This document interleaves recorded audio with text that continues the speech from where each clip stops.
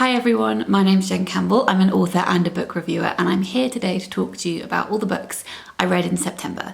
It was a very mixed month. I read about 30 books, though most of those, maybe not most, a lot of those were children's books that I was reading for a specific work project, which I have spoken about vaguely in other wrap-up videos too, but that project has now launched, so I can actually talk about it in more specific detail later in this video, which is very nice, so I will do that. I have been looking at the spreadsheet that I made, cataloguing all my reading this year. So far this year, because we are 3/4 of the way through the year, I have read about 250 books, which is a very high number, but worth remembering books are my job. And also a large chunk of those books falls into the reading children's books for a specific work project category. It's definitely not the number of books that I would normally be reading. And I think page count wise, it's still higher than other years, but not as much as that number may suggest if you just saw that number on its own. So let's talk about all the books I read last month. But before I dive into that, I have a little bit of housekeeping, very specific housekeeping.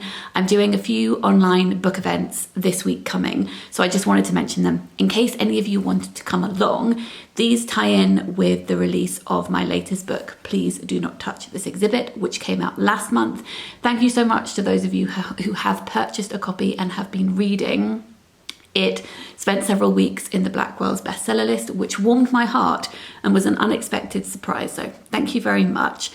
Let's see if I can remember this without looking at my notebook. On Tuesday, the 10th of October, I am doing an online event with Portobello Books in Edinburgh with Charlotte Eichler, where we're both talking about our new poetry collections.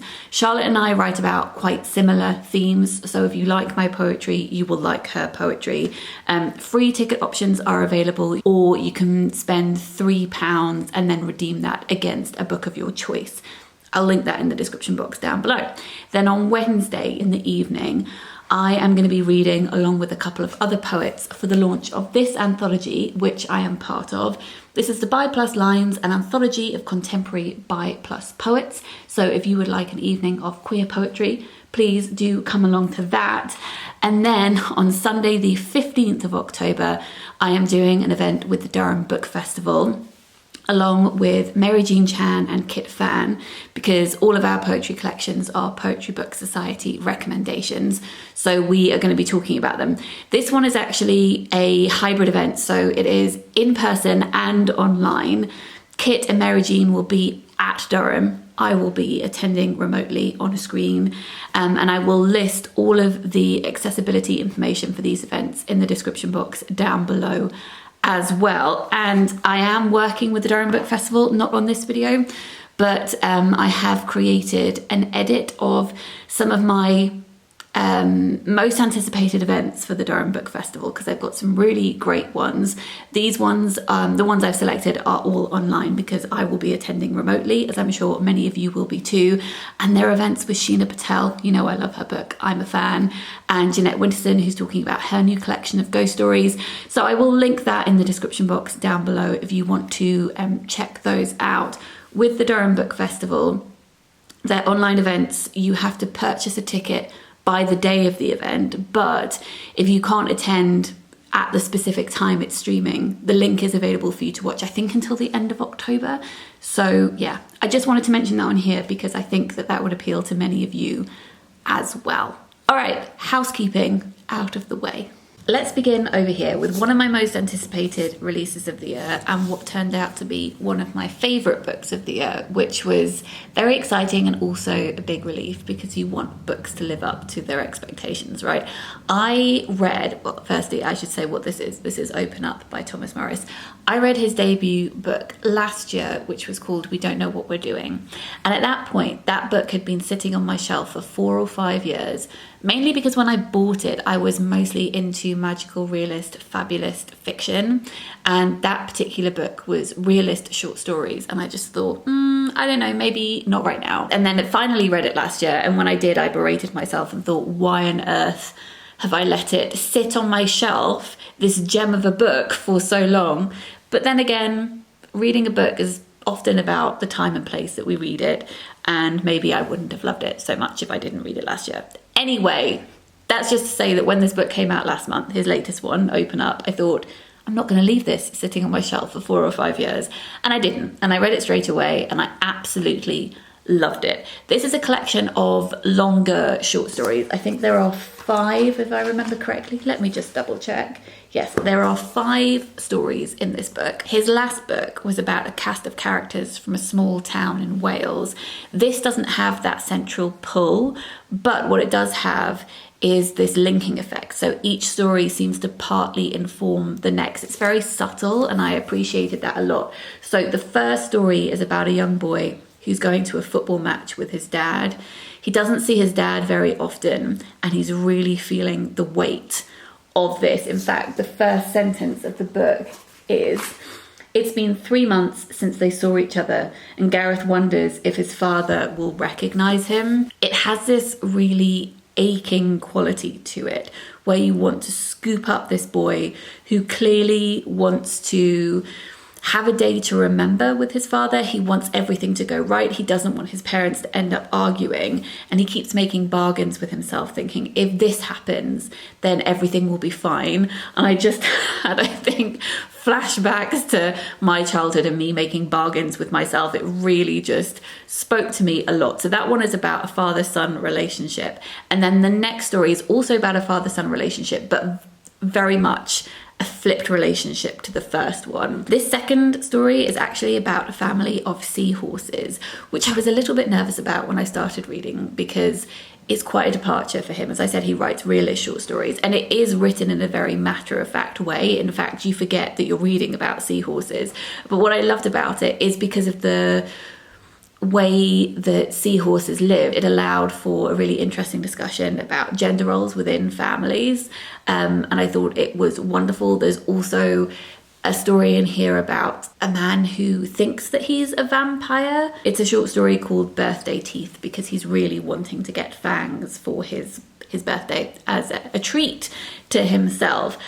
Like with Thomas Morris's debut collection, this is a book that looks at masculinity, toxic masculinity, about power imbalance in relationships. It looks at shame and not wanting to discuss feelings.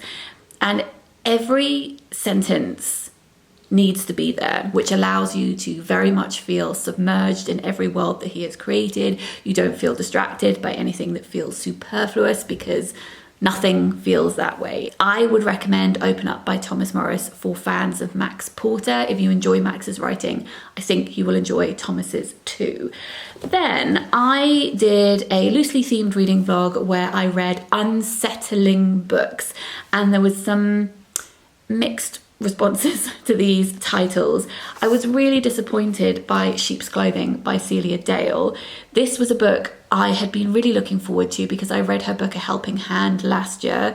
Both of these are reissued classics. I think A Helping Hand is from the late 60s, this one's from the 80s. These books to me were just too similar, and A Helping Hand, in my opinion, is just much better. So having read one that I really loved and then reading one that was thematically much of the same and not as well written was a big disappointment. So this is about 2 women who make friends in prison, and when they leave they decide they're going to set up a business together, by which I mean they are going to steal money off people, con people, but it felt very predictable and it didn't entice me. So I would still very much recommend her book A Helping Hand, which was very Highsmith-esque, and yeah, I love that one, but this one, not so much for me.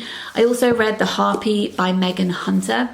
This one I would recommend for fans of My Husband by Maud Ventura. I actually preferred this one to that. I'd also recommend it for fans of Night Bitch by Rachel Yoder, and again, I think I preferred this to that as well. This is about a woman called Lucy who finds out that her husband has been having an affair, and she decides to set out a series of punishments for him.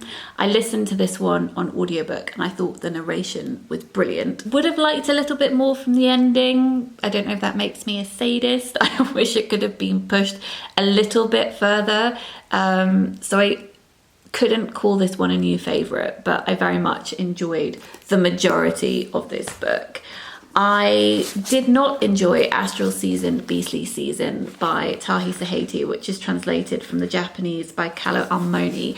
This one had such a brilliant premise because it's about two schoolboys who don't know each other apart from they've seen each other at gigs for this Japanese idol who they really, really love.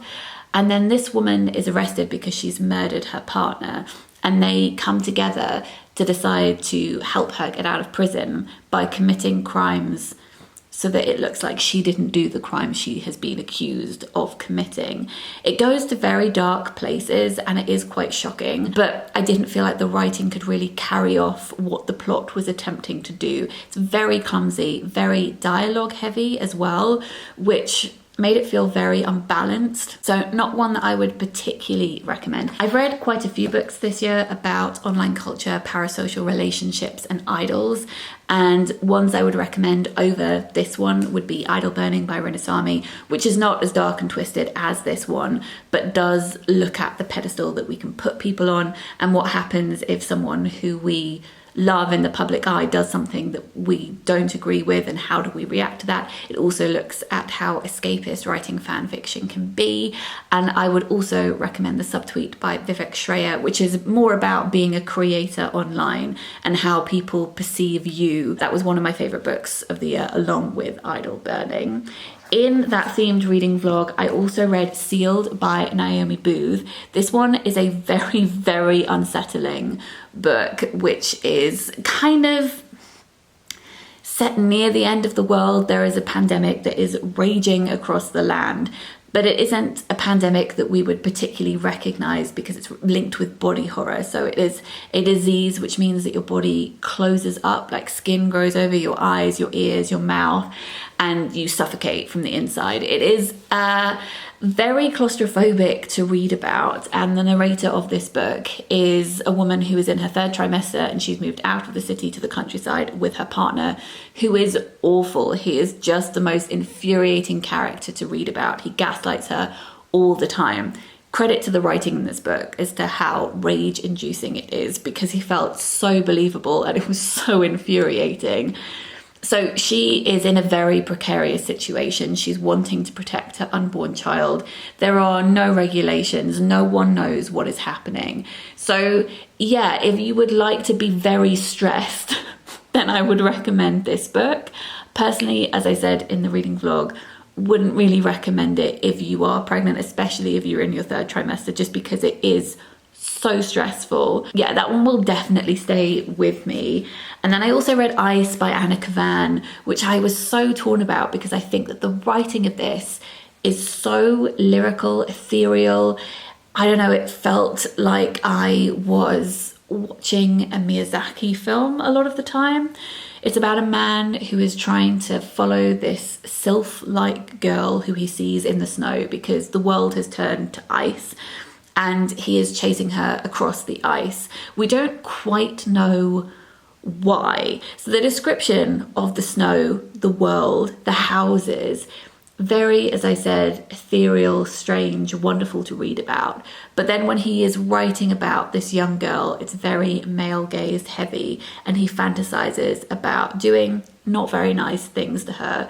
So it was a really jarring read, and I would potentially like to read more of what Anna Kavan has written, because the writing style itself I thought was gorgeous, but the themes that this book explored were not really places that I wanted to be living in. Then I read these 3 books for an event that I was part of. When Please Do Not Touch This exhibit came out, I did a launch event with other Blood Axe poets, and I will leave a link to that in the description box down below because you can go and watch it. And the 2 poets that I was reading alongside were Nicole C and Courtney Conrad. So we each read each other's books ahead of that discussion so that we could chat to each other, and I loved their work. Courtney's pamphlet, I Am Evidence, won the Dyslexia pamphlet competition judged by Imtiaz Darka. And the blurb of this says that she interrogates the tensions within Caribbean migration, gender-based violence, and national politics. She writes a lot of her poetry phonetically, which creates this musicality and makes it a real joy to read aloud. So either go and listen to her read some of her poems aloud, or, you know, buy the book and read it aloud yourself, or do both. That would be the best option. But some of the images that she creates in this just took my breath away. So in one particular poem, she has this line, which I've underlined 3 times. It says, "He drags her body outside like a mic stand." I think that line is so incredible because it just conjures up so many different feelings and pictures all at once. So perhaps this man is dragging this woman outside like a mic stand because it's performative. He wants other people to see this happening. Perhaps she is like a mic stand because she's rigid with fear, so she's really at an angle as he's dragging her out. Also, if she's like a mic stand, it implies that he likes using her to amplify himself. He likes shouting into her, and perhaps after he's made his point, he can drop her like he's making a mic drop. Just the most incredible line, and this book is full of things like that. So I recommend Courtney's poetry. And then I read 2 of Nicole C's books. I read Ordinary Beast, which was, I think this one is her debut, but this one came out in the States a while ago, but has just been published in the UK. And then also this is her most recent one, which is the Ferguson Report and Erasure. And parts of this won the Forward Prize for Best Single Poem last year. Although actually, no, not last year. I think it was in 2021. So in this book, we have the Ferguson Report written, it's not going to show up on camera very well, but faded in the background. And then she has picked out words, sometimes letters actually, fragments, to create a poem within this report. And you actually get the poems twice because you get it within the body of the Ferguson Report, but then the poems have been extracted and have been reformatted, and you can read them on their own at the end of the book too. And when I was reading the book for the first time, I didn't realise that we would get to read the poems on their own at the end too. And it actually creates a very dramatically different reading experience, which I suppose is quite obvious. But when you're reading an erasure poem, especially one that spans so many pages like this, it forces the reader to slow down and really pay attention to every single word. In some instances, every syllable of every word, because you're piecing it together like a jigsaw. It's like you're looking for meaning between the lines, and that reflects the subject matter of this book, is looking for the meaning between the senseless violence that this report is talking about when it comes to police brutality, but also looking for the truth within bureaucracy and white supremacy. And I thought that all of that was incredibly effective. So I would very much recommend Nicole's books too. As I said, I will link the launch event that we did together in the description box down below if you would like to go and take a look. I also read, or right now actually, I'm in the process of reading Impossible Creatures by Katherine Randell. This book I'm absolutely loving, and I know I will finish it before this video goes live. So I'm going to insert a clip here of me reviewing it once I've finished it. I just wanted to sit down and film the bulk of this video right now. But here is a cutaway with an add-in from editing me. You are balanced so precariously on top of some books, which is apt. I have finished reading Impossible Creatures by Katherine Randell. I read the second half of this and I listened to the first half of it. I don't know, I just fancied reading it in bed this morning, so I finished it in physical form. Both were brilliant. I will say that at the beginning of this book, there is an illustrated bestiary or beastery, however you would like to pronounce it, listing the impossible creatures you will find in this book, and that has illustrations. So obviously you don't get that in the audiobook, but the narration in the audiobook is absolutely brilliant. It's narrated by Samuel West. This is about a young boy called Christopher who goes to stay with his granddad in Scotland, and he lands himself in another world, obviously, and he makes friends with a girl called Mal. And in her world, which is the world of impossible creatures, creatures are dying. The world is dying. There is a sprinkling of climate crisis in this book, though it is all magical. And their task is to try and work out why all the creatures are dying and if they can stop it. Very much inspired by mythology. And I don't just mean because of the creatures involved in this, but because they go on a boat and go on an epic adventure. You know, it has a healthy dose of pirates in here as well. Who doesn't love that? I thought this book was magical. I said in the haul that I would recommend it for people who were jealous of those who loved Nevermore, because that was me. I could not fall in love with those books, and I wanted to. I wanted to love a series as much as other people seem to love that one. So this one got me in the feels. If you're looking for, I was going to say it feels nostalgic, but maybe it just feels nostalgic to me because it's children's fiction and I'm an adult.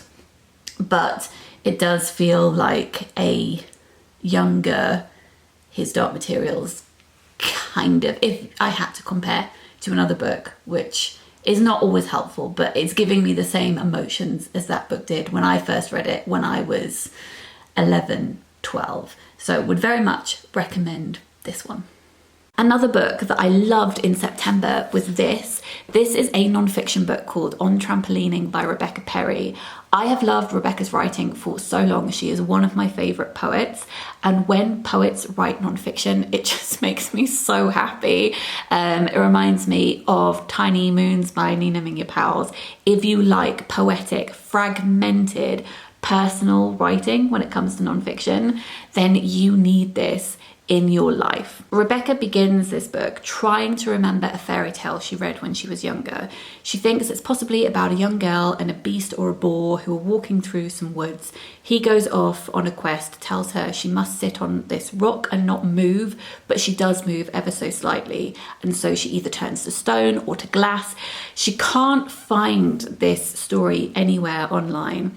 And this reflects a lot of what she's discussing as we get into the meat of the book, where it's looking at harvesting, mining memories for truth and trying to work out what truth is when it comes to recalling her childhood. In this, she is mainly talking about her experience of trampolining. She was one of the best trampolinists in her age group when she was a child. And she went to all of these competitions and trained intensely. And she writes about it in a very rhythmic way, and at one point she mentions how when you're trampolining you have to land on the cross when you bounce back down. You can't veer off to one side, otherwise it will ruin the rest of your routine, and also it can be potentially dangerous.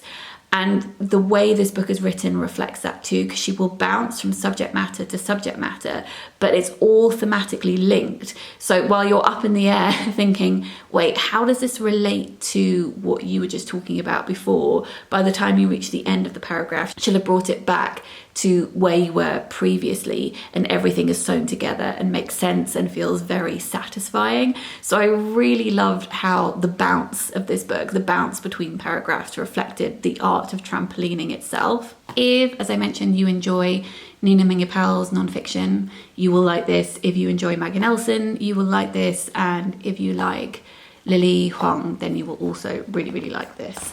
Then I read one book for Patreon Book Club. Patreon is a place where you can tip creators, and over there I run a quarterly book club, and then I make videos where I talk about those books and we have a discussion in the comments section. So I won't talk about these in depth here because I'm going to be talking about them over there. But I am part of the way through The Makioka Sisters by Tanizaki, which I'll be finishing in October. I'm liking it so far. I'm not absolutely loving it. And then I also read Lapvona by Tessa Moshfegh, which unfortunately was a book I did not enjoy. This one really seems to divide people more so than her other books. And I wasn't surprised that I didn't fall into the I love this camp, but I was sad that I didn't, because I have enjoyed so many other books by her. So if you want to know my in-depth thoughts on these books, I will be posting a video over on Patreon in the next few weeks. Then in September, I also read a lot of children's books, which I'm not going to go into in detail, but I will highlight some of my favorites here. I have mentioned in previous wrap-up videos that I've been reading lots of children's books for a work project, and that project has now launched, so I can tell you about it. The project is called Inclusive Books for Children. It's doing many different things, but the one that I have been involved with is their website. And their website is showcasing brilliant, diverse, inclusive children's books across age ranges 0 to 3, 3 to 7, and 5 to 9, and may go older as well as the project expands. I am one of their reviewers. We have a group of reviewers, and we have highlighted hundreds of books so far on the website. And collectively we have read all of them, though not individually, we obviously haven't. Several people will have read the same book because we want multiple input on the books that we are showcasing. I've been working mainly on the disability side of things, but also queer books as well, and now expanding further into inclusive books across the board. And I've discovered some brilliant books and have also been able to shout about some of my favourites that I already loved before. And I just think it is a brilliant resource and so useful to parents, to booksellers, to teachers. It's great. So I will link it in the description box if you would like to go and check it out. But last month, some of my favourites were... This is a picture book called Nabil Steals a Penguin, and it is by Nishani Reed and illustrated by Janissa Bianda. And this is about a young boy called Nabil who goes to a zoo in France and meets a penguin called Pierre. And Pierre says he's really hungry and he would like to come home in his rucksack, please. So he accidentally steals a penguin, and it's written in rhyme, and I just thought it was an absolute hoot. Loved it. So that one is a picture book for 3 to 7 year olds. Then this is a non-fiction book that I loved. This is I Am, You Are, Let's Talk About Disability, Individuality and Empowerment by Ashley Harris Whaley, and it's illustrated by Ananya Rao Middleton. This is an introduction to talking about disability and activism. It looks at, if I can hold it up, the diversity of disability. It looks at ableism and how ableism impacts disabled people. We've got discussions in here about accessibility, about adaptive technology and community, and I thought that it was lovely. And then a couple of chapter books for 7 to 9 year olds that I particularly enjoyed last month. This is Mind and Me by Sunita Chaudhry, which is about a young girl called Maya who loses her pet rabbit, but she doesn't really want to tell her family because she thinks she's going to get told off. So she decides she's going to try and find her on her own. In this, we have a character called Mind. So we have a personified character of Maya's mind who doesn't always do what she would like her to do. And I think it's a really interesting way to illustrate how chaotic it can feel to navigate emotions and how torn you can feel in any given moment as well. I thought that that was really well done. And then a bit of fun, we've got Katie and Kevin Sang's Space Blasters Susie Saves the Universe, which is illustrated by Amy Wynn. And this is about Susie, who accidentally goes into her favourite TV show, which is set in space, and ends up going on a space adventure. It also incorporates like real life science and maths alongside fantastic, fabulous maths and science that doesn't actually exist, which I thought was really fun. And also, I actually had to stop reading it at the beginning because at the beginning she's trying to invent a dumpling making machine. And it made me so hungry, I had to actually just go and make some dumplings. So I think that the book deserves extra credit for that, for making me really, really hungry. I don't know about you, but I just love it when children's books discuss food. Why is that? Is it nostalgic? I don't know. Anyway, I thought this was fun as well. So those are the books that I read in September. Well, some of them, because I read lots of other children's books as well. I would love to know what you read in September. Any particular favourites? Let me know in a comment down below. If you're new to my channel and you enjoyed this video and you would like to subscribe, that would be really lovely.